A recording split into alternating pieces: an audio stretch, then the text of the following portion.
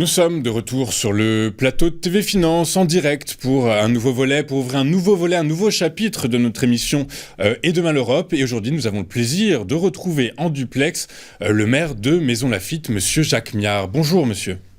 Bonjour. Merci beaucoup, monsieur le maire, d'être avec nous ce matin. Vous êtes donc maire de Maisons-Laffitte depuis de nombreuses années. Vous êtes affilié Les Républicains et aujourd'hui avec nous donc pour aborder le sujet de l'Europe, sujet évidemment qui fait la une à la fois de par des raisons historiques. Nous sommes le 6 juin 2024, de par aussi des raisons politiques puisque ce dimanche, s'ouvrira, ce sera aux Européens de choisir leurs députés. Du coup, monsieur Miard, est-ce que selon vous, monsieur Miard, la construction européenne a échoué ? Ce qui est certain, c'est que, bien évidemment, la coopération européenne est une nécessité. Et celles et ceux qui veulent sortir en Frexit, c'est tout simplement imbécile. En revanche, en ce 6 juin, bien sûr, j'ai une pensée tout particulière pour tous les soldats qui sont tombés pendant la guerre, que ce soit des Russes, que ce soit des Américains, des Français, bref, ayons une pensée pour eux, parce que ça a été le début d'un nouveau monde, heureusement. En revanche, ce que je regrette, c'est que aujourd'hui l'Europe est atteinte de boulimie.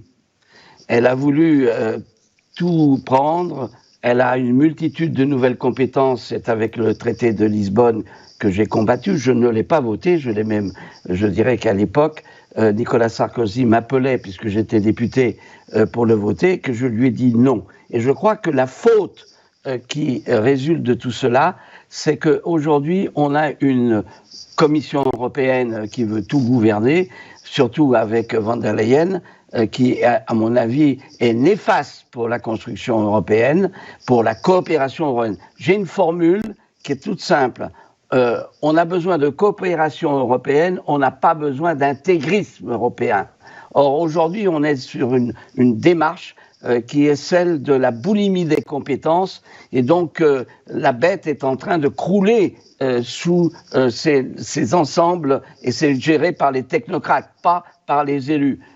Même Giscard d'Estaing, voyez-vous, j'avais combattu contre le traité constitutionnel, même Giscard d'Estaing avait compris qu'il avait fait une faute et que même à la fin de sa vie, il pensait que l'élection au suffrage universel du Parlement européen, qui s'est dénommé Parlement européen, était une faute. Pourquoi ? Parce que ça coupe les liens avec les parlements nationaux et ça crée des tensions. J'ajoute une chose, c'est que je suis extrêmement frappé par, le règne de la technocratie, tant en France qu'au niveau européen. Et que, de surcroît, souvent en France, on a tendance encore à surajouter aux normes européennes. Et ça me paraît. Et moi, j'ai une formule, je vais vous le dire, il faut que l'Europe qui s'est élargie, maintenant, elle s'amaigrisse. C'est-à-dire qu'elle se concentre sur un certain nombre de politiques et que surtout, elle n'ait pas tendance à vouloir tout contrôler. Le principe de subsidiarité est vital. Et je vais même vous citer un jour que nous auditionnions en commission des affaires étrangères et des finances, Jacques Delors lui-même. Jacques Delors est un Européen convaincu et Jacques Delors n'avait de cesse d'arrêter les textes de la Commission qui voulaient toujours réglementer davantage. Et il eut cette formule, je peux vous dire que je l'ai entendue de mes oreilles, il n'y aura jamais de politique étrangère commune. L'Europe puissance est une utopie du Quai d'Orsay, une utopie. Et je crois qu'il faut revenir à ce qui est une union des États et il faut que la Commission soit remise à sa place et cesse de vouloir tout gouverner. Cela passe bien évidemment par une réforme des traités et je peux vous dire que tout le monde veut cette réforme, sauf bien évidemment Macron qui rêve, qui est en pleine utopie.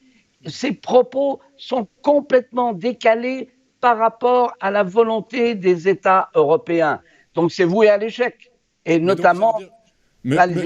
Monsieur Miard, du coup, par la force des choses, donc on comprend en ce 6 juin 2024, effectivement, que l'Europe est une nécessité, mais du coup, par la force des choses, est-ce que de par ce pluralisme des souverainetés, on peut dire que l'Europe est une anomalie ? Non, elle n'est pas une anomalie. Je vais vous dire une chose. Je viens encore de faire un papier, comme je le dis, où j'intitule ça « Zeus rend fou ceux qu'il veut perdre ».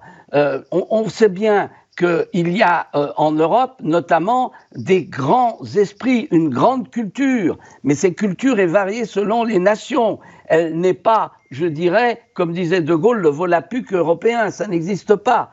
Il y a une diversité de cultures, une diversité d'identités qu'il faut prendre en compte. Donc il s'agit de mettre en place une coopération entre ces cultures, les États, avec un certain nombre de politiques bien définies. Il y a bien évidemment quelque chose qu'il faut faire rapidement parce que le tout concurrence ne peut fonctionner que s'il y a des capacités égales et qu'on joue dans la même cour. Or, ce n'est pas le cas. Quand vous constatez aujourd'hui que toutes les affaires de libre concurrence, ça utilise 3 ou 4 articles et que l'industrie est renvoyée au titre 17 et qu'il est dit que cette industrie doit être conforme à la libre concurrence, on a tout faux. Il faut que l'Europe détermine et définisse une politique industrielle, tout comme nous. Et cette politique industrielle, elle est nécessaire. C'est parfois prendre des sanctions contre ceux qui nous envahissent et ne pas faire, je dirais, des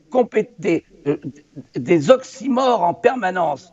On se plaint aujourd'hui de du règne des photovoltaïques chinois, des voitures électriques chinois. Et grand Dieu, qui est-ce qui a pris les décisions qui va foutre par terre l'industrie automobile française? C'est à la fois l'Europe et à la fois la France. Mais donc, par la force des choses, vous parlez de politique industrielle européenne nécessaire. Est-ce que ça passe par un fédéralisme renforcé ?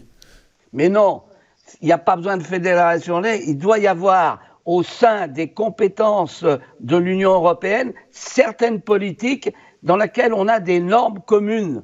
C'est tout à fait différent. Il n'y a pas besoin de fédéralisme, il y a besoin d'une prise de conscience. C'est que aujourd'hui, la libre concurrence, ce n'est pas une norme internationale, c'est une norme que nous devons protéger. Regardez ce que font les Américains. Moi, je ne suis pas contre les décisions américaines, sauf quand elles sont extraterritoriales et qu'ils viennent enquêter dans nos entreprises. Mais il est clair qu'ils défendent leurs intérêts et ils ne sont pas, dans des dogmes et des credos anormaux et irréalistes.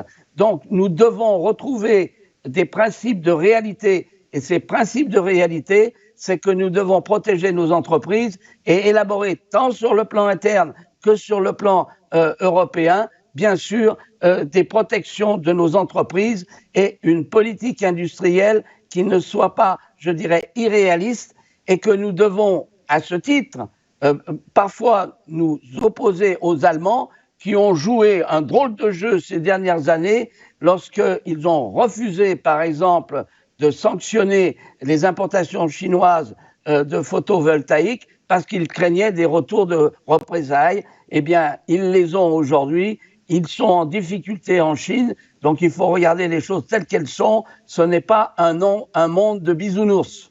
Oui, c'est très clair. Hein. Surtout, alors effectivement, je vais apporter une petite précision à ce que vous avez dit. Hein. L'Allemagne est le premier partenaire européen des Chinois. Du coup, par la force des choses, ils protégeaient leurs flux commerciaux avec cette zone économique. Monsieur Miard, vous dites en début d'intervention que l'Europe, c'est un millefeuille de normes, un millefeuille de lois qu'il faut apprendre qu'il faudrait éventuellement amincir. Vous dites cependant que le libre-échangisme à la sauce européenne est une forme d'échec et qu'il faudrait peut-être le revoir. Ceci étant, on a du mal à comprendre. Est-ce qu'il faut plus de normes, moins de normes, mieux réguler, moins réguler, sachant que l'Europe, la construction européenne, finalement, c'est avant tout du droit, monsieur Miard, non ? Oui, c'est aussi un dogme et c'est, parfois... plus que de l'utopie, c'est de la naïveté. Lorsque je dis que nous devons garder un certain nombre de politiques, que l'Europe s'est élargie, elle doit s'amaigrir. Subsidiarité, il y a tout un tas de compétences qui ont été, par Lisbonne, transférées à la Commission qui doivent revenir. C'est pour ça qu'il faut absolument réformer les traités. Et d'ailleurs, la Cour de Karlsruhe en 2010 l'a très bien dit. Elle a dit en matière européenne que tout ce qui se passe au niveau européen sera, en dernier mot, le dernier mot appartiendra à la diète fédérale. C'est le principe que nous avons aussi, nous, d'une phrase dans des décisions du Conseil constitutionnel, c'est la réserve constitutionnelle. Mais il faut aller plus loin. On a transféré du côté européen à Bruxelles une multitude des compétences partagées, des compétences exclusives, etc. C'est un salmigondis pour les chats où on ne se retrouve pas. Il faut que l'Europe se construise sur quelques politiques bien définies. Il y a bien sûr la PAC, l'agricole, il y a la volonté d'avoir une politique de protection de nos entreprises industrielles, il y a bien évidemment la réforme de Schengen, car on a confondu libre circulation et absence de contrôle. Hein. Tout cela, il y a quelques politiques à garder et tout le reste doit redescendre au niveau des États parce que ça ne met pas en danger la coopération nécessaire. C'est c'est cette usine à gaz qu'il faut réformer. Et quand on entend aujourd'hui plus d'Europe, ça ne veut strictement rien dire. Ce n'est pas plus d'Europe, c'est une Europe recentrée sur quelques coopérations effectives, comme cela a toujours existé. Ça s'appelle des lois uniformes. Vous savez, je vais vous dire, prenez le cas de la lettre de change. Elle n'a pas été inventée par l'Europe. Il y a eu avant une UNIDROIT qui siégeait à Rome et qui mettait en place un certain nombre de normes communes pour les chemins de fer. Donc tout cela, c'est pas la Commission qui aujourd'hui est le Deus ex machina de la construction européenne, c'est la volonté des États de coopérer lorsque c'est nécessaire. Mais tout cela, il faut le reprendre. Ce n'est pas aux technocrates et aux gnomes de Bruxelles à le faire. Et il faut savoir également que la Cour, parce qu'il ne faut jamais oublier que la grande différence entre le traité constitutionnel et le traité de Lisbonne, c'est que le traité constitutionnel, c'était un super État, ça a été rejeté par les Français, rejeté par les Néerlandais, et tous les députés allemands m'ont dit que s'ils avaient voté, ils l'auraient rejeté. Et le traité de Lisbonne, il y a une grande différence. C'est que c'est une organisation internationale, c'est-à-dire que ce sont les États qui gardent la compétence de la compétence. Et c'est ça qu'il faut rétablir face à une commission qui se pousse du col. Et Mme von der Leyen est un danger pour l'Europe. C'est un danger parce qu'elle est totalement totalitaire et ce n'est pas elle qui commande. Lorsque Macron l'a invitée dans une visite d'État, c'est inadmissible. Lorsque Olaf Scholz est allé en Chine, il ne s'est pas embarrassé d'emmener von der Leyen avec lui. Hein, donc, ce n'est pas elle qui a la compétence au niveau européen des relations internationales, c'est un commissaire particulier, et donc ce n'est pas à elle de gouverner l'Europe, c'est aux États de reprendre la main et de ramener de la raison dans cette construction qui va tomber et je dirais, imploser sur elle-même. Donc, ce que je comprends, Monsieur Miard, et donc à la question, la construction européenne est-elle un échec ? Peut-être pas, ce n'est pas un échec, mais en tout cas, la construction européenne, et c'est assez bizarre de le dire, c'est faite sans les États européens. En fait, contre les États. Contre les États même européens. Et par leur faute. Mais alors justement, peut-être, alors un intervenant qui était chez nous hier nous expliquait qu'en fait, les différents décideurs politiques européens, je dirais nationaux, eh bien depuis 30 ans, depuis 1997, précisément, en fait, laissent faire les choses, ne prennent pas de décisions, ne prennent pas de risques, en fait, dans cette construction européenne. Mais c'est bien pire que cela. Moi, j'ai vu parfois des réformes qui butaient sur le plan interne, et on avait des gentils petits fonctionnaires qui repassaient le bébé à l'Union européenne pour faire plier justement les États. C'est ça, c'est une lâcheté totale avec une imbécilité sur, je dirais, le devenir.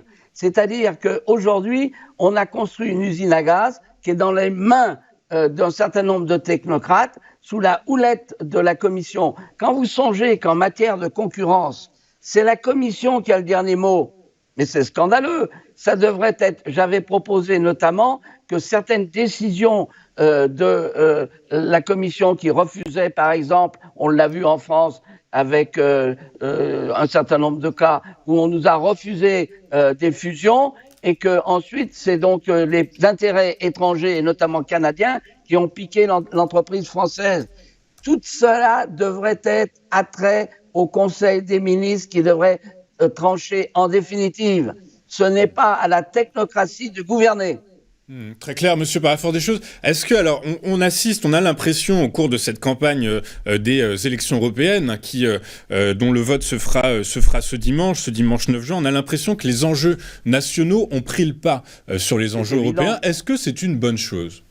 Est-ce que c'est un retour? Bon ou pas bon? Oui, allez-y, je vous écoute. Oui, bon ou pas bon, le problème n'est pas là, c'est que c'est une réalité. Il est évident qu'en France, on aura un vote, et il l'a bien cherché, anti-Macron. Parce que cet homme, il a fait des discours sur le plan européen qui sont d'une utopie totale. Le discours d'Athènes, le discours de la Sorbonne. Et il en rajoute. J'ai été stupéfait de voir que sur le porté à connaissance que nous avons reçu dans les boîtes aux lettres, avec sa candidate, il y a M. Macron qui s'exprime. Mais c'est le meilleur moyen de se prendre une baffe.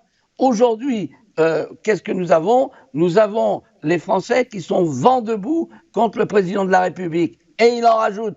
Plus il parle, plus il fait perdre son camp. Et puis j'ajoute même une chose, c'est qu'ils ont réussi à flinguer leur candidate, à la dézinguer en faisant monter Attal, qui a pris sa place face à Barnella.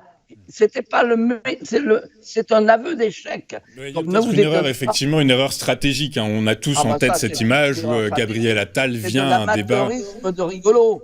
C'est de l'amateurisme des rigolos. C'est un peu malheureux. Vous parlez du président Emmanuel Macron. Est-ce que, malgré tout, vous seriez d'accord avec lui sur ce point-là pour dire que, selon les sondages, ce sont les extrêmes, en tout cas en France, aux Pays-Bas, etc., qui devraient remporter, en tout cas arriver en tête de ces élections. Est-ce que, s'ils arrivaient en tête comme c'est prédit par les sondages, eh bien, ce serait finalement la fin de la construction européenne? Alors là, je vais vous dire une chose, c'est comme, je dirais, la fin de l'Alliance Atlantique ou de l'OTAN. Nous sommes dans un village planétaire, ne l'oubliez pas. Et donc, comme le disait Talleyrand, on fait toujours la politique étrangère de sa géographie. Donc, les propos du président de la République à ce titre sont complètement imbéciles.